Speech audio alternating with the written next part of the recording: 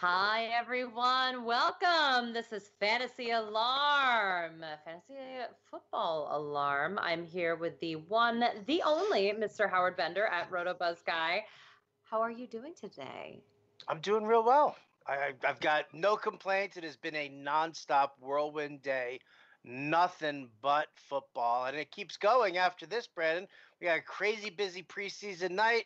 And I'm hosting a best ball draft on rtsports.com. So I've got my hands full. That's actually at 9 p.m. Eastern. So I've got a little bit of a breather in between now and then. Yeah, a little bit. A very little bit, I am sure.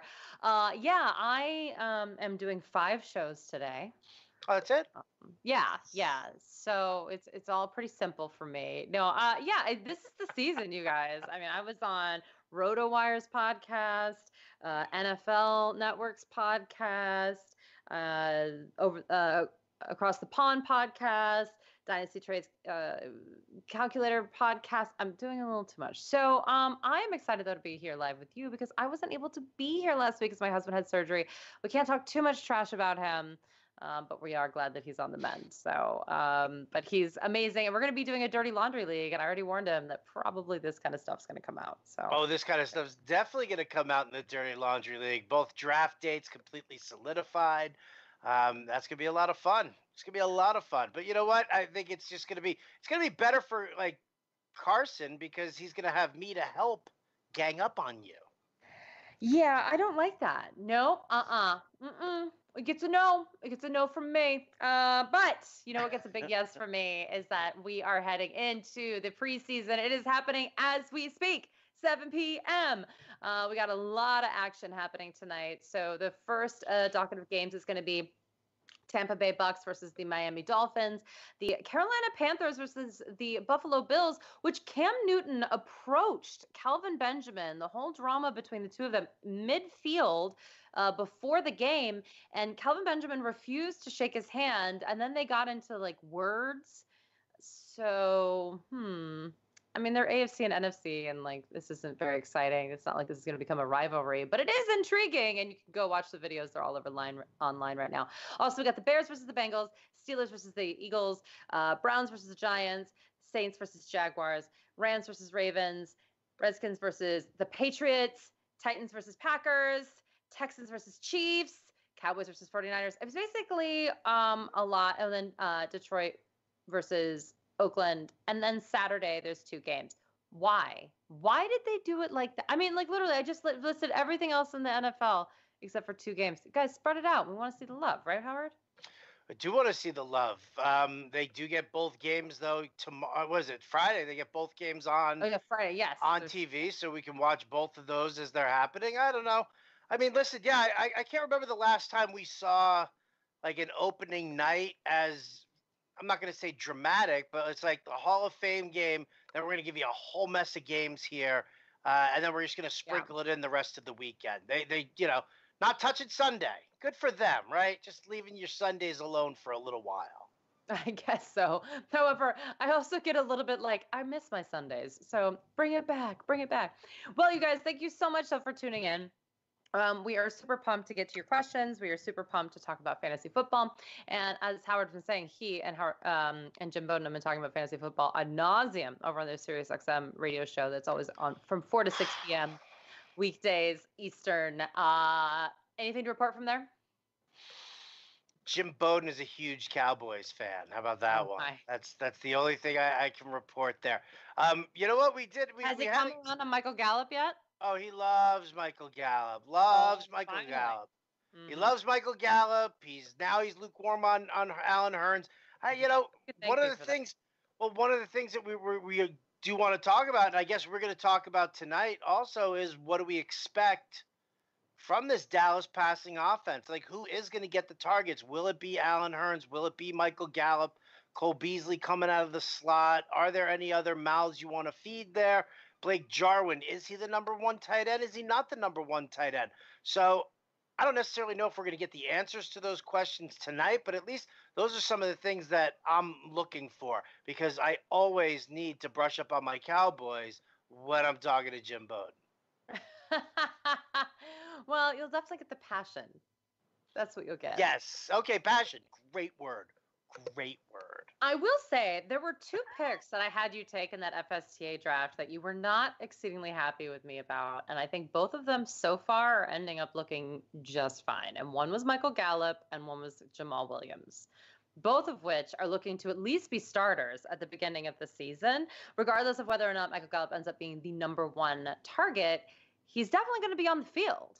He is one of the starting wide receivers for the Dallas Cowboys. I don't even think that's debatable anymore. Certainly, you're seeing a lot of those videos come out, representing his ability to get that separation that Dak Prescott loves. He loves separation, which again, Des Bryant, that was not his strong suit, which is why he's 147 years old at that point. I know.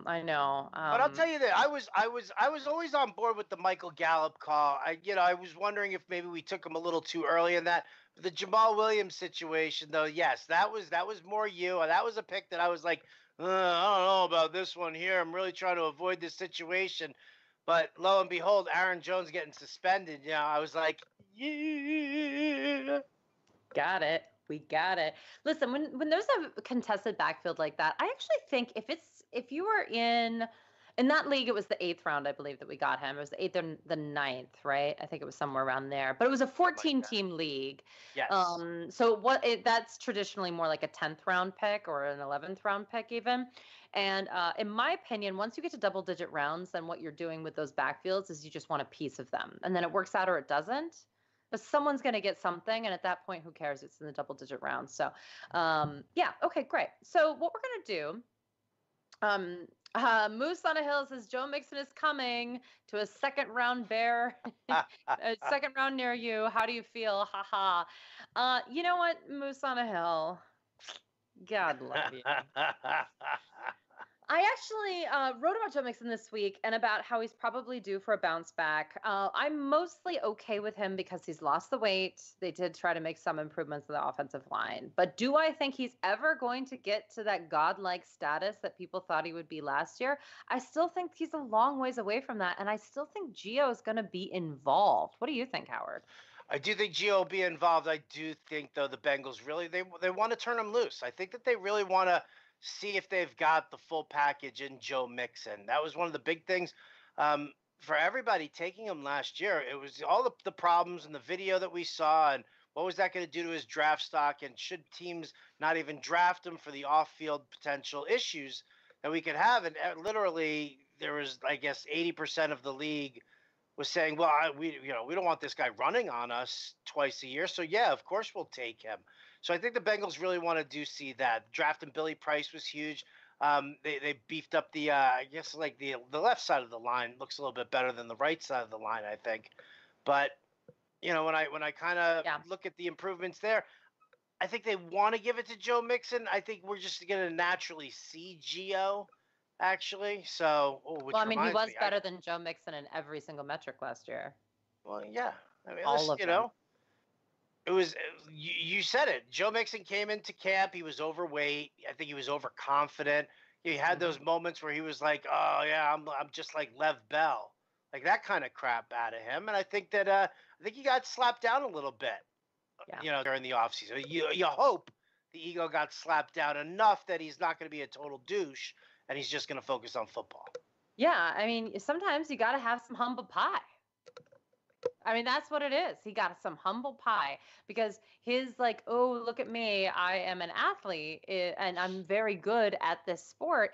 Only goes so far when every single human being you're playing against is also that guy. Right. This is the NFL. You're just not that much better than anyone. Even the best people in the NFL still work incredibly hard to be the best people in the NFL. They are naturally gifted, but it's their work ethic that really takes them over the edge. And so, yeah, I mean, maybe that's what it was. I think that does happen. I think that you just have to get a piece of humble pie every once in a while. And he certainly got that last season because he did not look good. So what we're going to do is we're just going to go boom, boom, boom, boom, boom, talk about what we want to see in this preseason because it's important to know what we're looking for and why. We're going to start off with the Tampa Bay Buccaneers, Miami Dolphins. To me, obviously, the big news that's come out is this Ronald Jones not picking up on pass protection. I hear this all the time about rookies. I will be more concerned by week 3 of the preseason. He can get better at that. Um, I'm not surprised. Almost all rookies are bad at pass blocking at the beginning of camp because they're also blocking the largest humans they've ever met. And they've never done it before. Right, yeah, like college, they didn't have to pass block. That wasn't like a big demand of theirs at all. What you just said right there is exactly what I just said on the Fantasy Alarm Show earlier this afternoon. Same thing. Show me. Very rarely is there are you going to get a report where a rookie isn't struggling in pass protection. Yeah, I mean that's just part of it, including Ezekiel Elliott, who was, by the way, the highest rated rookie running back coming out of college, according to Pro Football Focus. He still struggled in pass protection his rookie season, you guys. It just is the way it is. And again, these are huge men coming at them for the first time in their lives. They're going to be terrible. So I'm intrigued by that. I'm fine, again, with veterans getting the first look in week 1 of preseason. I think that they should. And I think that this is part of coaching, is having these rookies earn these jobs. We're going to talk a little bit later about Royce Freeman. I think that one's the easiest one to be able to predict. But still, that's the big thing from the Bucs.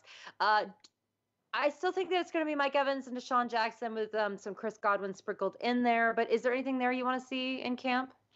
Or in the preseason? Not really? No. I mean, the passing game, it is what it is. You're going to deal with Ryan Fitzpatrick for the first 3 weeks anyway.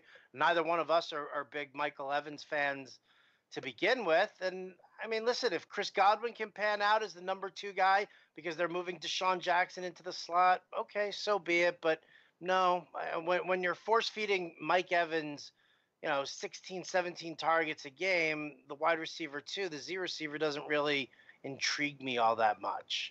Agreed. For the Dolphins, listen, they're going to find a way to screw up Kenyon Drake. That doesn't surprise me. I do want to know who wins the battle between Albert Wilson and Danny Amendola for the slot. What do you think?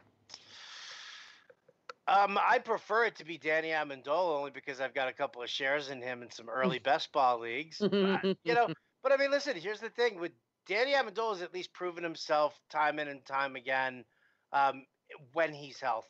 Obviously, you have to throw that caveat on there because Amendola has, as he's gotten older, has had more and more problems with the injuries. However, speedy, fast, good route runner. He's got good hands.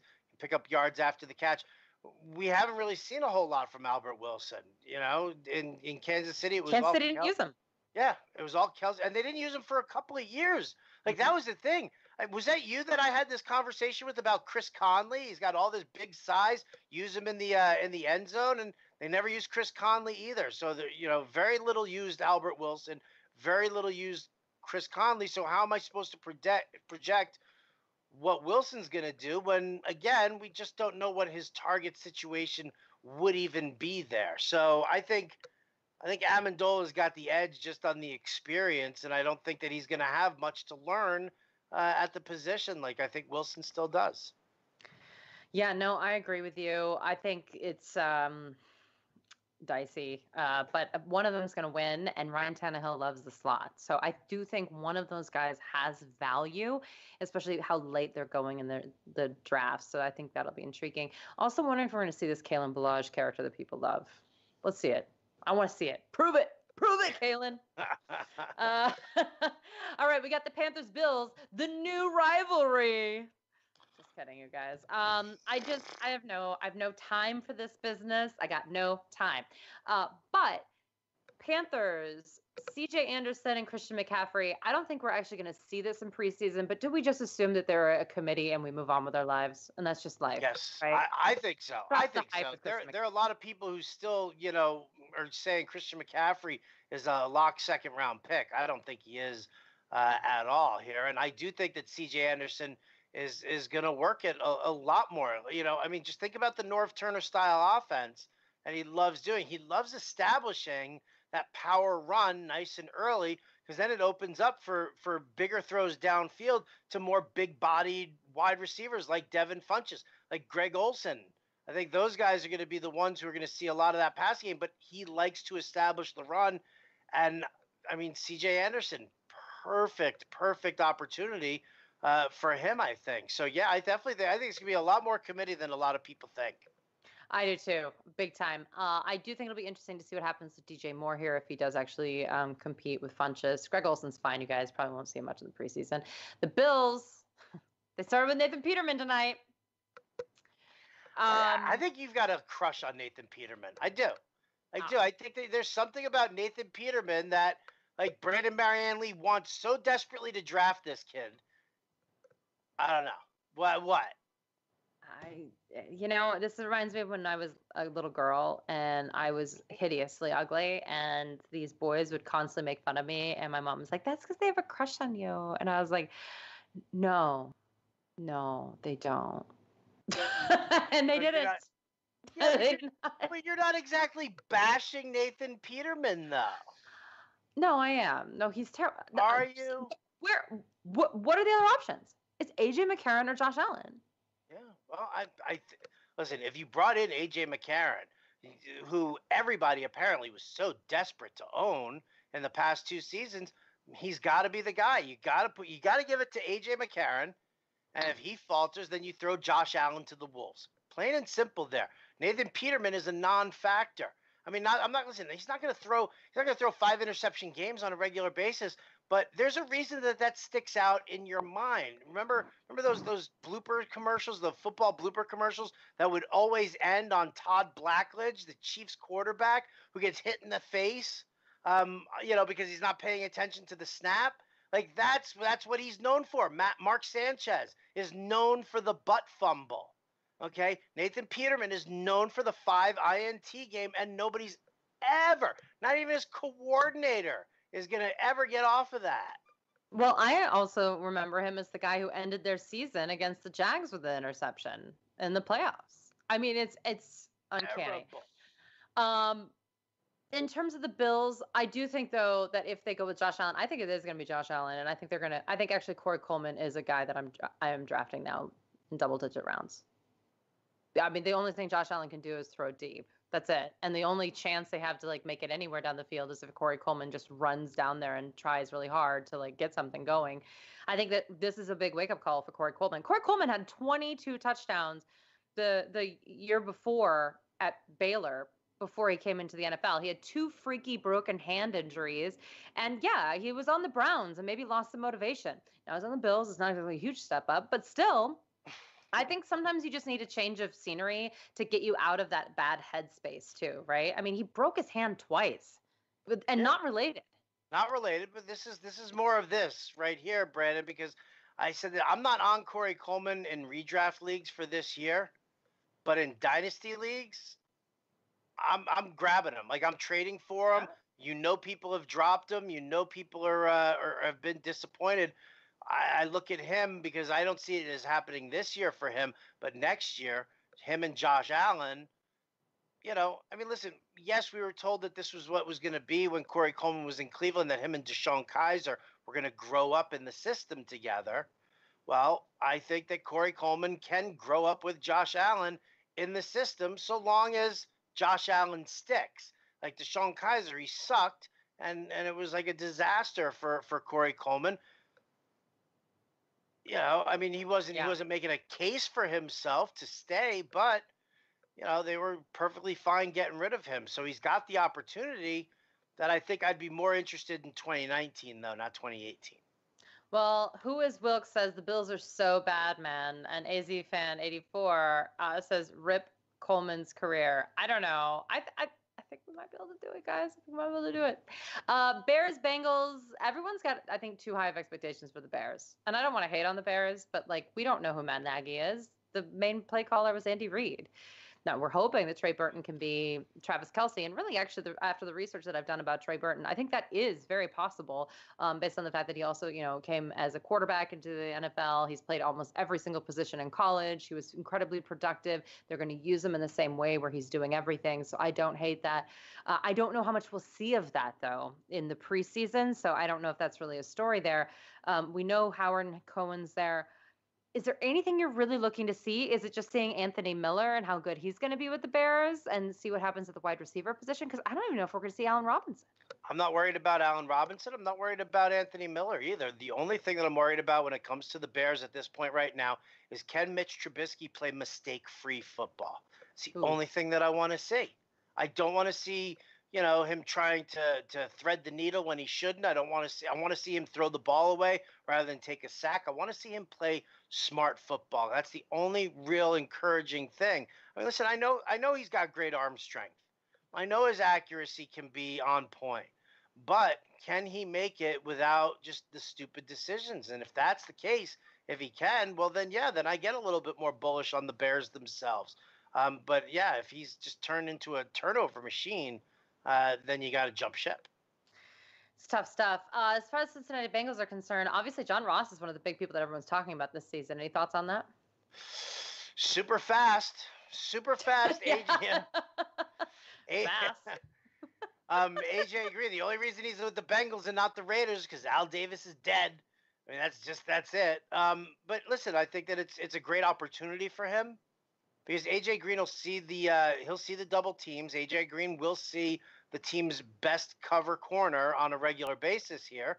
So can John Ross build this rapport with Andy Dalton? Can Andy Dalton get the ball downfield to him? That's another thing I'm definitely watching. My biggest fear right now, Brandon, is that, he catches that 52-yard bomb inside the first series, and then, him and Andy Dalton both come out of the game, and that's all everybody's focused on. That's all everybody's talking about, and it shoots his ADP straight up the wazoo. So guess who the first two teams were to score a touchdown? The games are going on right now. Oh man, first two. I'm looking. I don't know. You go ahead. You tell us what they were. It's the Cincinnati Bengals. Ooh, how'd they do it? I'm trying to find it. It's not here. And the Jaguars. It was the Jaguars. How'd you know? Well, you're probably looking at your computer. I'm looking at my computer right now. Yeah, but not an idiot. Defensive touchdown here. What was it? I can't find it anywhere, so I'm gonna have to go check this out. Sorry, guys. We're also live, so this is how live goes. Oh, it was a Tom Savage touchdown pass. Was it really? No, I'm kidding. That's New Orleans. That was the pass that was. I was like, I'm looking for it right now. Yeah, I don't know why they're not listing it. Why are they not listing this stuff? I don't know. Blake Bortles, 2 yards, ran it in himself. He did. This is Blake Bortles' year, people. You've heard it from me every year, but this is the year. Sixers, Steelers, Eagles. Both these teams are really good, and I think they're pretty set at all their starters, right? I mean, is there any question mark here other than, can Vance McDonald be healthy? Well, that's definitely a question. I think what we're looking at here right now is we're looking to see what kind of an offense is really being run, because you've had Todd Haley for the last 6-7 years right now, and now you've got was it Finrich, who was promoted from the I guess it was the wide receiver. He was the wide receivers coach, and now he's the new offensive coordinator. Now I know he wants to run a similar system. He wants to leave it in as that Erhardt Perkins system that Haley had in place over there. However, we've been hearing a lot of talk about extra wide receiver sets, that he's really looking to kind of merge more of a spread offense kind of formation in there. But so far, so good. It's supposed to be going centered around Lev Bell. I think what it's going to be is where the target's going. We know they're going to AB. We know they're going to Juju. Does James Washington factor in here? And then, yes, can Vance McDonald stay healthy?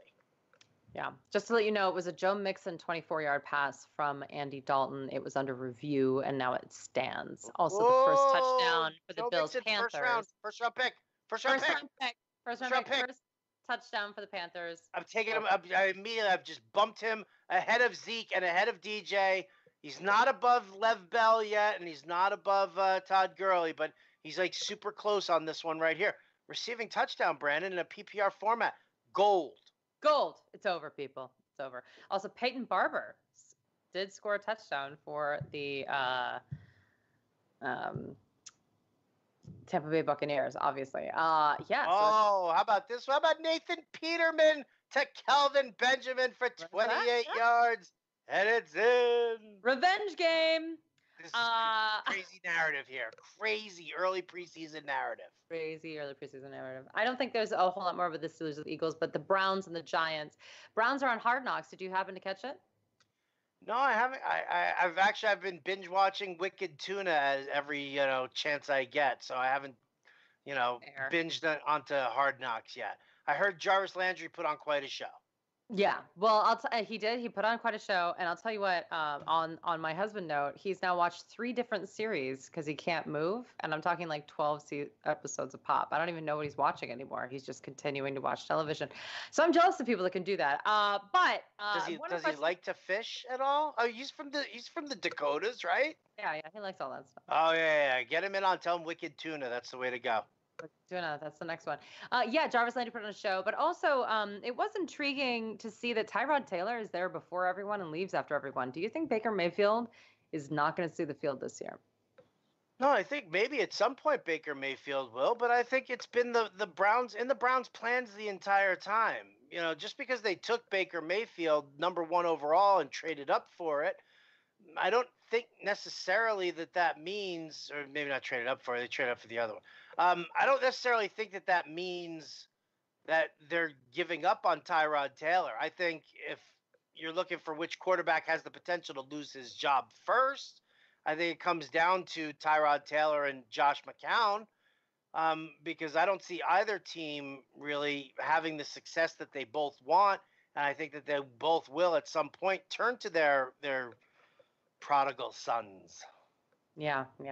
We have a question here. Is Trey Burton replacing Hunter Henry as our tight end sleeper? Is he a sleeper anymore, though? Because he's like a top 5 guy right now, or at least top 8 that you have to take, right? He is definitely not a sleeper, but yes, he actually slots in exactly where I had Hunter Henry, right behind like Delaney Walker and Kyle Rudolph, right behind those guys. So it's like 7th, 8th round is usually where they end up coming off the board. I'll always take Delaney Walker before them, but Trey Burton definitely getting that kind of a vibe. The whole U tight end position where they just sit there, and what Nagy wants to do is exactly what they did with Travis Kelce and just get a lot of those mismatches against some of these smaller nickel corners. They do it with Gronk all the time. So as soon as they spread the field a little bit and these defenses start throwing these like small nickel corners on, a 6'4", 260-pound jacked up tight end, and that's really what creates it. So yeah, it's a great comp there to say that Trey Burton is replacing Hunter Henry as my guy this year. Genius. Yeah. Also, who his books remind us that there are 318 Hall of Famers and none of them have defeated Blake Bortles. Those are Blake Bortles facts. Onward to the Giants. A lot of weapons there. I think they're all appropriately at the ADP, though. The only thing is, do you think Eli, because of all those weapons, is going to be higher on the scoring charts? Well, if Odell Beckham's a first-round pick, if Evan Engram is a top 4 tight end, if Sterling Shepard is a highly sought after, complimentary wide receiver, and if Saquon Barkley is going to be as dominant as some people predict, this offense is going to score a ton of points. Who's throwing them the ball? Oh yeah, Eli. Or are we overvaluing everyone else? I gotta, I don't want to like throw any water on that, but it's one or the other. Do you walk around Central Park with like a lit cigarette and just as soon as like some kid's walking by you with a balloon, you're like, bam, bam. I do have a little bit of Cruella de Vil vibe to me, that's for sure. So do you have a boat made out of Dalmatians? No, but I have one in the works. What do you think I have dogs for? Oh, Lucy. I'm just kidding. Evil laugh. Saints, Jags, Blake Bortles, Hall of Famer. But What do we think about the wide receivers there? There's been a lot of talk about Keelan Cole killing it at camp. Marquise Lee seems to be the favorite for a lot of targets. D.D. Westbrook was all anyone could talk about last season. We got DJ Shark there. Also, Austin Seferian-Jenkins, kind of a sleeper. What do we want to look for here in preseason? Austin Seferian-Jenkins might be one of my favorite tight end sleepers actually of the season. I'm going to put that out there now. But what are you looking for in this preseason? Because we don't care. It's going to be, Leonard Fournette running the ball and Blake Bortles throwing it. So whatever. But the other guys. As it stands right now, I believe it is, Marquise Lee. As the X receiver, the Z is Keelan Cole, with, I believe, D.D. Westbrook coming out of the slot a little bit more. He says he's feeling a little bit more comfortable in the offense. We're just going to have to kind of wait and see. I think what they could end up doing, I'm being attacked by a fly here. You're just so sweet. It's like, you see the size of this thing? I mean, it's like this would carry off a small child. Does not look good. But I think Keelan Cole and D. Westbrook could actually be a little interchangeable in slot in the Z, and I think that they'll both have equal value. I don't necessarily think that one is going to really rise above the other at this point. But I mean, I love your call on Austin Seferian-Jenkins being a sleeper there. I'm a big fan of his. I actually took him in the SiriusXM host draft the other day. People do not remember that Austin Seferian-Jenkins had like 4 different touchdowns overturned on him in like 3 weeks. Remember that? As a Jets fan, yeah, I do. You're like, yeah, thanks, Brandon. No, and I think that needs to be something that we talk about because that's not in the box score, right? So you're not seeing that stat, but that was a big thing that if he would have had those touchdowns, he would have had a bigger impact from a fantasy perspective. Also, people were surprised that Keelan Cole was listed as a starter ahead of Moncrief. Moncrief is the only kind of newcomer here other than DJ Shark, who is a rookie that we're probably not going to draft in this particular offense. Do you think that changes at all? Or do you think Keelan Cole really proved himself last season? I mean, I think he did. Can we trust these depth charts that teams are releasing right now? No, that's true. This is my problem, and I'll just give you the prime example here. I was reading a report that Mike Gesicki was now suddenly a favorite target of Ryan Tannehill. And then literally an hour later, the report came out that the Miami Dolphins released their depth chart, and Mike Gesicki was listed as the 5th tight end on the list. So the question is what are we trusting? Are we trusting the rah-rah beat writer? Or are we trusting the team's obvious BS depth chart that they're throwing out there? Because there's no way that Gesicki is their 5th best tight end, and they know that. Yeah. No, it's they're trying to motivate him, and it's annoying. It's annoying to me. It should be annoying to all of us. Saints are what they are, except for we are probably looking for a little Cam Meredith action there, but they're not going to play Drew Brees much, so we probably won't see that either. No, we probably won't see that. I mean, they got to be very gentle with Cam Meredith's knee and just make sure that everything's fine. I don't really think there's anything that we're really looking at. I mean, I think a lot of people are on Ben Watson as being the sleeper tight end now that he's back over there in New Orleans. I think it's a lot of Michael Thomas, yeah. And you're going to get Ted Ginn to stretch the field.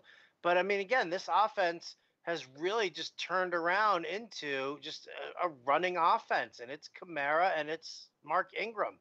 Passing is secondary. Agreed. All right, Rams, Ravens. Rams, I think we look to see how Brandon Cooks gets involved. Again, I'm not quite sure how much Goff we're actually going to see over the course of the preseason, but certainly in game 3. We know who's running the ball. We know who's catching the ball. Maybe who the lead tight end is, but I think it'll be a share regardless. And then the Ravens, we saw them at the Hall of Fame game, but, we're just looking at the wide receivers, right? Because we both believe that Alex Collins is the guy, right? So out of these two, what do you think about them? About Alex Collins? I love Alex Collins. Yeah. Anything you were looking at for the Rams or the Ravens? With the Ravens, what I want to see is that tight end battle. Like, I want to see Mark Andrews versus Hayden Hurst. Yeah, that's the guy. Mm-hmm. Because we already know we know what Harbaugh likes to have done down in the end zone. We know that inside the red zone, Joe Flacco always pivots to his tight end. Like, Michael Crabtree will be likely that target who moves, moves the chains between the Yeah. 20s. But come the red zone, then I think it pivots to the tight end. So that's kind of what I'm looking at over there. The Rams are the Rams. I'm not, I'm in on Brandon Cooks. I'm in on Todd Gurley. I'm in on Robert Woods. I'm in on Cooper Cup. All it's all for the price. It's all for what the price is going to be. Well, and I will say this, we're about halfway through the show, and I just want to remind everyone that the Detroit Lions were undefeated in the preseason before they went 0-16. So we're not actually worried about the box score. We're looking at chemistry. We're looking to see how people are used, who's in what, grouping, what have you. So it is always important to say that because people always ask, they do ask, and I think it is difficult to know how to watch the preseason. And for me, it's more about where are they playing, why are they playing. It's a bad sign, actually, if they play too much in a preseason game, even if they're a rookie, because that means that they really genuinely think they need to evaluate whether they should make the team, not just the starting lineup, but the team. That's not good. Washington versus New England. Alex Smith era is new. It is live. It is happening, literally starting right now. Any thoughts or questions about them as a team? No, not really. Josh Doxson dealing with an injury already. Typical for him. Curious to see about the chemistry between Alex Smith and Paul Richardson. We already know that he's going to lean heavily on the tight end. We already know he's going to lean heavily on. I say the tight end. I don't give a name because, well, we probably don't even know who it's going to be at this point because he's always hurt.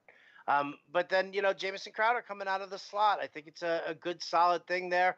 We know that they prefer Geis in the early downs, but Chris Thompson's already said that he's not going to be 100%, or he doesn't think he's going to be 100% until like November. So, I think we're just from a Washington standpoint, I think we know what's going on, who the key players are going to be. It's just really just going to be a matter of health.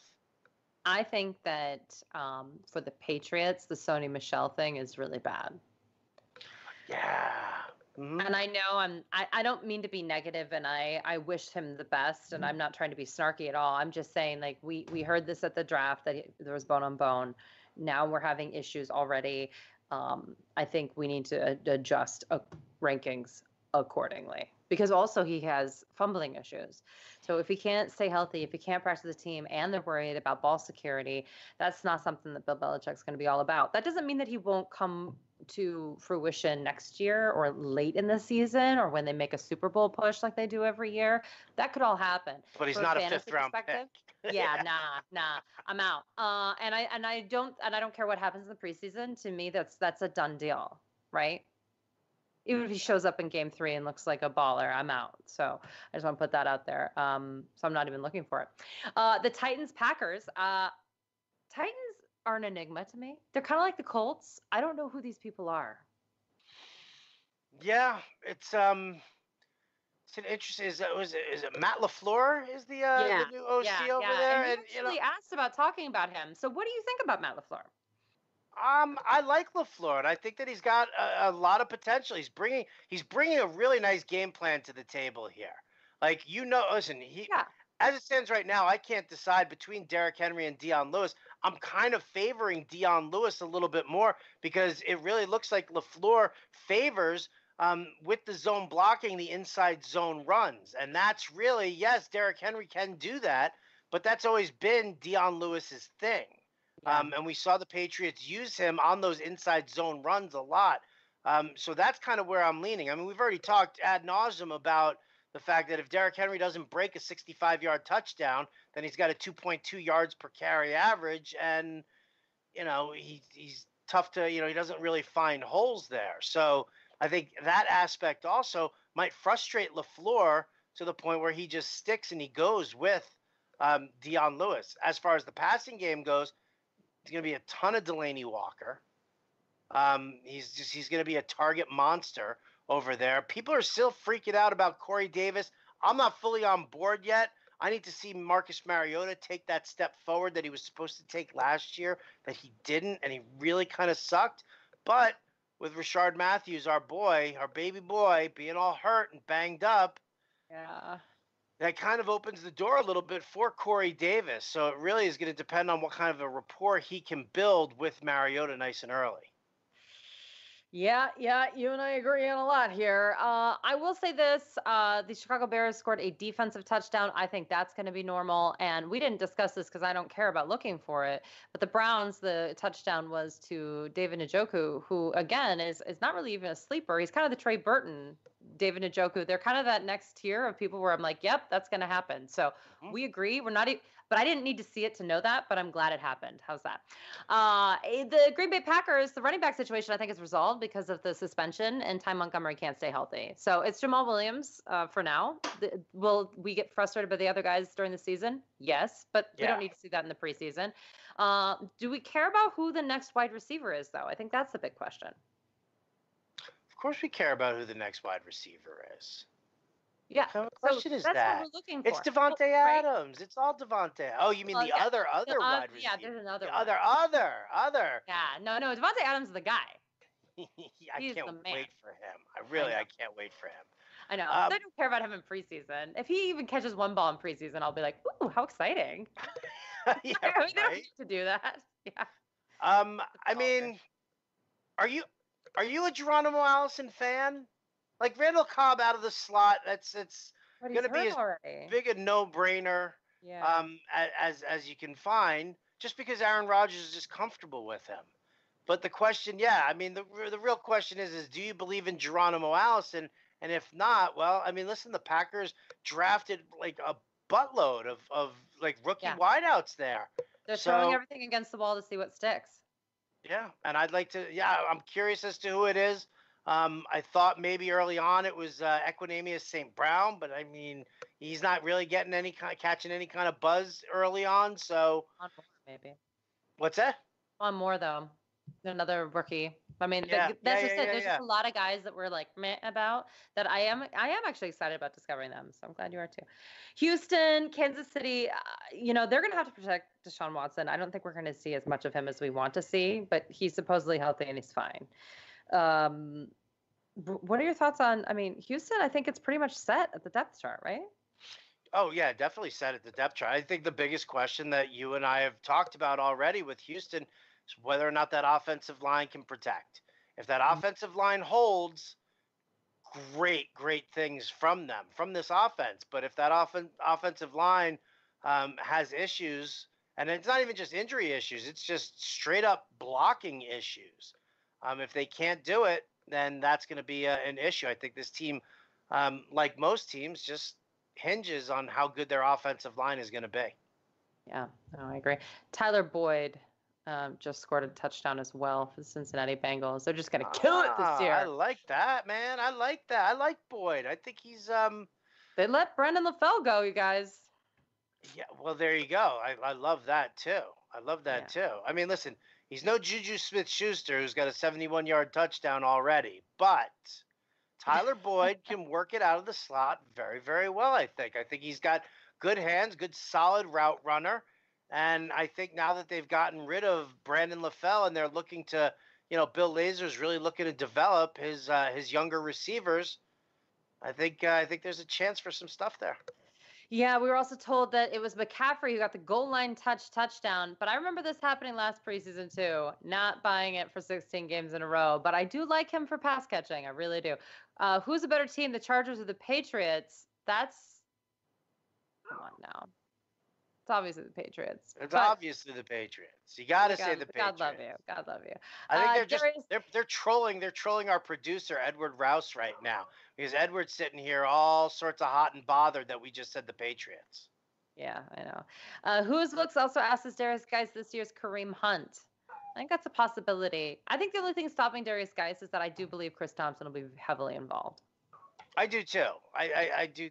I as well. I think that just because Chris Thompson says that he doesn't feel like he's going to be 100% until November doesn't mean that he's not going to play week 1 or week 2. It just means that he's not right there where he thinks that he has the potential to be. So, I do like Geis. I just think that people are kind of overrating him a little bit. Yeah, it's getting a little dicey. We didn't talk about this, and that's my fault. Thoughts on the Cleveland running back situation? I hope they figure this out in the preseason, but I don't know if they will. I don't know if they will either. I think what we're looking at is we're looking at Carlos Hyde and Duke Johnson right now, with Nick Chubb just being rotated in. I don't think they know. I think that they want to see how these guys end up performing.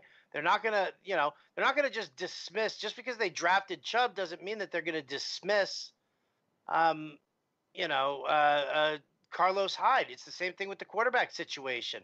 They brought in Tyrod Taylor. They're not going to just, throw him away just because they drafted Baker Mayfield. They're going to give these guys the opportunity. And I think it'll be good for Nick Chubb, actually, for his development to, work his way into the system and prove that he can be the guy. No, I like it. Also, Justin Watson said that he made a trade where he traded Kamara and Ron Jones for Lev Bell. Kamara and Ron Jones. Oh, Ronald Jones from Tampa. Kamara and Jones for Bell. Yeah, I mean, from a value standpoint, I mean, it's okay. But I think you're underselling on Ronald Jones. That, to me, kind of makes me think that somebody was a little worried about the report today that Ronald Jones is having trouble with his pass blocking. Right. Yeah. Which is called, he's a rookie. That's what I call that report. Yeah. However, speaking of someone who's not technically a rookie, Patrick Mahomes did throw 8 interceptions in the first 7 days of camp this year. He did also throw 29 touchdowns in his 32 starts at the collegiate level. So this is not exactly just new news here. He is a rocket arm, and people are super excited. Does this make you a little concerned, though, for the other weapons there? Or do you think he's going to get it together? Because if they're going to wing it around and have all these interceptions, it may not matter, but I think it depends on your league settings. I mean, this drops him in league settings to me. He has not fixed that problem. Well, I mean, Mahomes has been a guy who's been, kind of lower on my board. If I look at a guy like Pat Mahomes, yeah, does he have that upside of being able to do something like that? But he's no more than a backup quarterback for me in fantasy. And there are tons of QB2s who I would probably take ahead of him. Listen, here's the thing, though. I mean, this is what really kind of freaks me out about the Chiefs, is that Andy Reid loves having the ball thrown downfield. Loves it, loves it, loves it, loves it, loves it. Now, it doesn't mean that he's not going to give Kareem Hunt the carries, but he did screw up a lot with Kareem Hunt last year and not giving him the ball, not having it balanced. So, I mean, I don't think he'll bench Mahomes, but yeah, I don't think Andy Reid will tolerate a whole lot of interceptions for Mahomes. He's gonna have to get it together. I wish there was somebody better than Chad Henne behind him. I'll tell you that, though. Yeah. I mean, listen, I don't think he's gonna lose his job per se, but they're definitely gonna rein him in and not let him throw the way he wants to if he keeps this up. Cowboys, 49ers.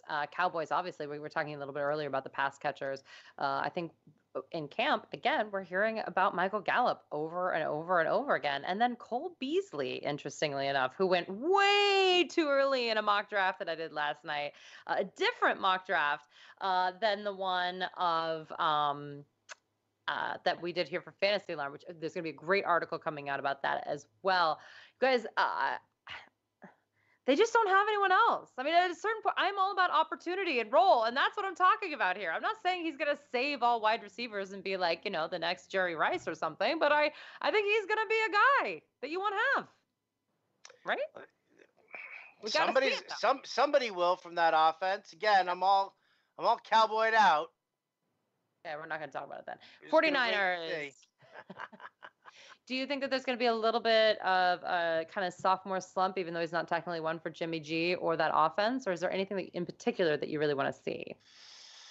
I mean, I'm curious to see more of Trent Taylor. I know that we've been talking, he's been getting a lot of buzz coming out of the slot over there. Marquise Goodwin, there's, tremendous buzz there. I think the only thing that I'm really looking at here, and the thing is, I don't think I'm going to get my answer in preseason. It's just really is how much is Jerick McKinnon going to get favored? Now, Dan Graziano from ESPN came out with a report today saying that he didn't think that McKinnon was going to be that bell cow over there. I mean, I kind of have a little problem with, just with the statement, just in the sense that, listen, he's talking about the fact that he doesn't know if Jerick McKinnon's going to be able to handle the full workload. Why? Because he's never had that full workload given to him before. Right. Because he's been predominantly used as a third down pass catching back, hasn't been used as an early down back. Now, Minnesota tried using him a little bit last year as that early down back, and they did send him between the tackles on a number of occasions. And I saw him also get some goal line work in between the tackles. It just so happened that Latavius Murray is better at that. And that's the way Latavius Murray's built. So when you look at Jerick McKinnon and you match him up with who? Matt Breida? Matt Breida is like a poor man's Jerick McKinnon. Joe Williams? I mean, he's not, the be-all, end-all. So what I want to see is, and what we will end up getting is really figuring out how much Jerick McKinnon is going to be rotated, how much Matt Breida is going to be rotated in on Jerick McKinnon. But here's my thing. We already know that how running backs thrive in a Kyle Shanahan system. We do know that he likes to rotate backs in, some more than others. He did it, a little more often when he had Tevin Coleman. Now, is Matt Breida the Tevin Coleman of the 49ers? No, I don't think so. But I do know this. I do know that when it came down to the offseason, and even last year when they were talking about it, Kyle Shanahan said, Carlos Hyde is not the guy I want. And when it came time for free agency to open, Kyle Shanahan pointed at Jerick McKinnon and said, that's the guy I want. I just think he's 5 years too late. It's possible. His spark score is 5 years old. Like, when do they expire? That's my question. I mean, because 5 years ago, I was in better shape too. Now, I'm not a professional athlete. I'm just saying, it seems like a long time ago to have that spark score. I have, as you know, have been resistant to the Jerick McKinnon in the second round tenor for this entire time. So it's weird because I agree with you too, because I kind of want to dismiss it, but it also kind of reinforces my agenda. So I want to embrace it. And I know that's wrong. So I'm trying not to do it. But yeah, so I agree with you though. I'm interested in that. Colts Seahawks. Other than T.Y. Hilton, I don't know anything about this team. I don't know if Andrew Luck's healthy. I don't know who the second wide receiver is. I don't know if it's Jack Doyle or Eric Ebron. I know nothing about the Indianapolis Colts other than T.Y. Hilton. Do you have any knowledge or that you think we're going to see in preseason? Because I don't know if we're going to see them in preseason either. I have a ton of knowledge. I know everything, anything and everything. I am the all-knowing, omnipresent being here. No, I mean, listen, we're trying to figure out, is Nyheim Hines going to get that pass catching work? And if that's the case, then yeah, we're looking at Marlon Mack sharing the load with Jordan Wilkins, and then Nyheim Hines maybe becomes the more valuable back in fantasy. There is nobody on the other side of T.Y. Hilton. There is nobody. I mean, what, Chester Rogers? Are we going to try and light that candle? No. Eric Ebron is hot trash. Hot, steaming trash. All right? I don't dig him. I don't like him. Jack Doyle, perfectly fine there at tight end. They will use a lot of two tight end sets, I'm sure. Everything in Indianapolis completely revolves around Andrew Luck. And he's gonna play a little bit tonight. I want to see if he takes a hit. I want to see what happens. I want to see what kind of zip he has on the ball. That's it. That's the only thing that I am watching tonight. I will only watch that first quarter of the game and watch and see what Luck does before he gets pulled. All right. Quick hit on the Seattle Seahawks. What do you want to see? Their offensive line is garbage. It is atrocious. What do you want to see? What do I want to see? I want to see if that offensive line can hold up, because we're still trying to figure out whether it's Chris Carson or Rashad Penny or it's J.D. McKissick or C.J. Prosise, or is it going to be Mike Davis, and what's going to happen there? None of them are going to be successful if the offensive line is trash. And then as far as the passing game goes, we're definitely not seeing Doug Baldwin, and nobody wants to see Tyler Lockett. So I don't care about the rest of it. Love it. Quick question. Brian Albert says, I'm keeping David Johnson in the 4th. Yes, please. I need to keep one more. Alex Collins in the 16th, Jamal Williams in the 13th, or Sterling Shepard in the 11th. And to me, this is Alex Collins in the 16th. 100%. Period. Love it. We have 8 teams in 4 minutes, and we are gonna do it. Tell me what you want to see from the Falcons. I just want to see if Steve Sarkisian's offense the guys are comfortable in it. Love it. I'd like to know if Calvin Ridley is the guy because all of a sudden there's a lot of hype around him. Very weird. Jets, what do you want to say? Ooh, nothing. Just give the ball to Isaiah Crowell, please. That's it. Nothing. Nothing. Okay. Well, I'm actually interested in their wide receivers. I'd like to see Robbie Anderson, Quincy Enunwa. What's going to happen there? I'm interested. Well, Enunwa's banged up, so you probably won't. You're not going to see him. Not tonight. Robbie Anderson, who knows what kind of work he's going to get. Jermaine Kearse out of the slot. Yeah. Really? Robbie Anderson's off doing horrible things to state troopers' moms and stuff. Let's hope not. Holy man, that's what I don't want to see. Please don't do that made-for-TV movie. Lions, what do you want to see? I just want to see what the touches look like out of that backfield. That's the biggest question mark right there. That Kerryon Johnson hype train took off and went crazy town. His ADP has spiked over the last week in a way that I don't know if I can rationalize in my brain. Oakland Raiders. What do you want to see? The poor Raiders. I want, you know what? Show me some. I know, right? The reports of Doug Martin being really great in camp do not intrigue me at all. I want to see how old Jordy Nelson looks every time he steps on the field. Love it. Okay, so what do you want to see? Oh, because stop my computer. Okay, what do you want to see from the Vikings? That offensive line, they're in trouble. They just lost Easton to neck surgery. They got so bad they went back to Joe Berger, who retired, and they were like, "Hey, dude, you want to come out of retirement?" And he was like, "Nah, brah, no, thank you." So I want to see what happens there because their right guard is also banged up, and then who is it? Their center, Eiflin, is on the PUP list right now. So yeah, Minnesota. Offensive line, it's making me nervous about all my shares of Dalvin Cook already. Yeah, and by the way, Kirk Cousins, one of the worst under pressure in the league. Case Keenum was one of the best, so it's a problem. Denver Broncos, what do you want to see? I want to see if this Courtland Sutton hype is real. Yeah. That's really what I'm looking for over there. I mean, I like Thomas, I like Sanders, I like Case Keenum. I think eventually Royce Freeman will outplay and outshine Devontae Booker. So, I think Jake Butt will eventually be their starting tight end. So, who's that in the background over there? That's not Lucy. No, that's Rufus. Hi, Rufus. That's our adopted baby. Aw. He's 12. He's an old man. What's up, old timer? I just saw a move. I was like, "Whoa, you're about to get attacked by a monster there, Brandon." I know he's a cutie. I want also Deshaun Hamilton is another wide receiver that they drafted who is also looking really good, actually. And a lot of people aren't talking about that, but these two guys are going to get a lot of work.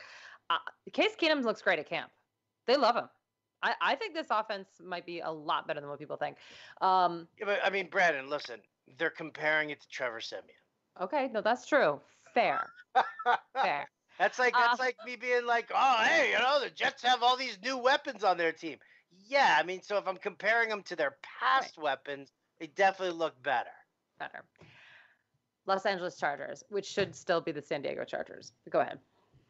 Well, originally I was looking for who's going to shine brightest between the Williams boys, whether it was going to be Mike Williams or Tyrell Williams. But after hearing some reports and seeing some stuff that's been going on in camp over there, looks like Mike Williams might actually have that edge inside the red zone. Yeah, no, I agree with that. I'd like to know who the handcuff is for Melvin Gordon. Austin Eckler. You don't think it's going to be Justin Jackson? I mean, Jackson could get mixed in there. See, here's the thing is that, Gordon does it all. Gordon catches passes. Yeah. So, I mean, I think that when you look at that, if Gordon were to go down, then I think that they would have to do a split. And Jackson would do the early down work, and Eckler would do the passing down work. So, I mean, it's tough to say who you're going to draft as the handcuff. I guess I would draft Eckler only because he'll spell Gordon on some of the pass work while Gordon's healthy, especially if they've got an early lead. And if Gordon does go down, Eckler will still stay in that role. Last team, the Arizona Cardinals. What are you looking to see? What the hell's going on with the wide receiver, too? Is it Christian Kirk? Is it Chad Williams? Is J.J. Nelson going to still be a factor here? What's going on with that passing game? I still like Sam Bradford as a potential sleeper as your QB, too. But, again, it's going to be a matter of how this passing game develops. I think that Sam Bradford is the number one play for week 1. Who are they playing? Washington. I just think he's going to carve it up. Yeah, right. Yeah. I think he's like free on DFS sites. I was just going to say, I'm setting a DFS lineup right now. Chill before they up the prices. Yep. That's what I'm saying. So thank you so much, everyone, for tuning in. We really appreciate it. As always, you can follow us on Twitter at Fantasy Alarm. You can follow me, Brandon, her FFB. He is at RotoBuzzGuy. Always ask questions on Facebook Live, on Twitter/Periscope, on fantasyalarm.com, on YouTube. We got it all going on. So we'd love to hear from you. And you want to go to fantasyalarm.com and sign up for our draft guide today. You can go to fantasyalarm.com/Brandon because I should win things. Yeah, I've been. You know what? I will tout that really as good. well. I have not. I will tout that as well because I've been giving Jimmy B a boost. So I won this contest last year between me and Jem, and I destroyed him, absolutely destroyed him. So now on the alarm show, when I start talking about 60% off on the guide, I don't give the Bender promo code. I do the Bowden one. Well, really? He's not on the show tomorrow, so I'll probably give the Bender one tomorrow. Okay. But yes, folks, here, fantasyalarm.com/Brandon. Use that promo code Brandon. Get yourself 60% off on the NFL draft guide, which is, I just put out the systems article, the coaching systems article, which is just a Leviathan, and you guys are going to need and want that. Brandon's videos, her player profile videos, her stats you need to know series, that's ongoing right now. There's a ton of stuff in this guide. If you use the promo code Brandon, you go to fantasyalarm.com/Brandon, you use the promo code Brandon. Again, hot baby, that is going to give you $17 for one of the most amazing draft guides out there as well. I also just want to give, before I go, so a last minute shout out to our friends over at rtsports.com. Yes. If you guys aren't playing over at rtsports.com, go over there, rtsports.com/alarm, so that we get credit. I get credit for this, but between their best ball drafts, there's seasonal leagues, the customization that you can do as a commissioner, absolutely fantastic stuff. They've got low stakes, high stakes leagues you can join. It is absolutely amazing. Plus, they're going to be, they still have their DFS over there. So rtsports.com/alarm. And if you go to rtsports.com/alarm, you can also find there is a link to a best ball draft tomorrow, 4 p.m. Eastern. Live on the Fantasy Alarm Show on SiriusXM Fantasy Sports Radio. You can find that link. It's on my Twitter timeline. It's on SiriusXM's Twitter timeline, so can't miss it. Whoop, whoop. Look at you. You're so good. You're so good. I got draft starting in 54 minutes here, Brandon. Come on. Okay. Gotta go. All right. Well, thank you so much, everybody. We're so excited to have you. Have a wonderful evening, and we will see you next week.